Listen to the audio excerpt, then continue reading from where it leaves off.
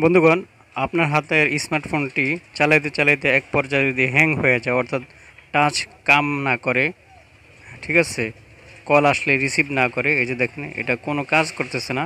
যদি এমন সমস্যা হয় তাহলে আপনি নিজে এর সমাধান করতে পারবেন, কোনো মিস্ত্রির কাছে যেতে হবে না।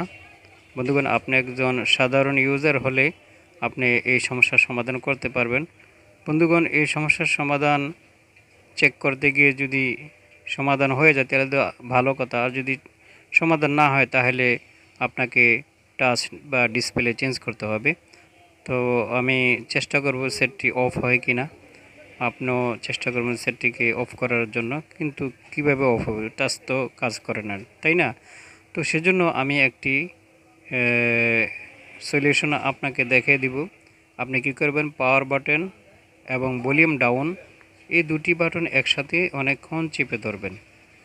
এক পর্যায়ে দেখবেন লাইট অফ হয়ে গিয়েছে এবং সেটটি বন্ধ হয়ে আবার চালু হচ্ছে। এই যে দেখেন, আমি আপনাকে দেখাচ্ছি। এই দেখেন সেটটি বন্ধ হয়ে আবার চালু হয়ে গিয়েছে।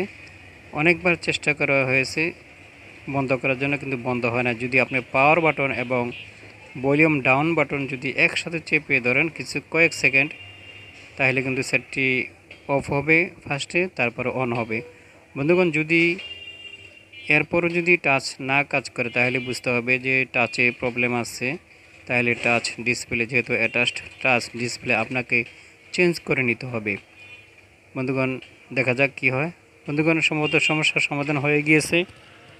ইতিপূর্বে কাজ করতো না, এখন কিন্তু কাজ করছে। যে কোনো set, Samsung, Oppo, Vivo, Huawei, Redmi, Realme সহ যে কোনো স্মার্টফোনে এমন সমস্যা দেখা দিলে অ্যাট ফার্স্ট আপনি পাওয়ার বাটন এবং সাথে সাথে ভলিউম ডাউন বাটন একসাথে চেপে ধরবেন।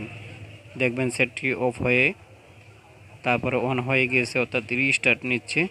রিস্টার্ট নেওয়ার পরে চেক করবেন, যদি কাজ করে আলহামদুলিল্লাহ, সমস্যার সমাধান তো হয়ে গেল। আর যদি কাজ না করে তাহলে আপনাকে টাচ ডিসপ্লে একসাথেই চেঞ্জ করতে হবে। কিন্তু কিছু কিছু সেটে টাচ আলাদা, সেগুলি টাচ চেঞ্জ করলে হয়, যেমন স্যামসাং J2, J5, J7। ধন্যবাদ সকলকে, আজকের মতো এখানে। আল্লাহ হাফেজ।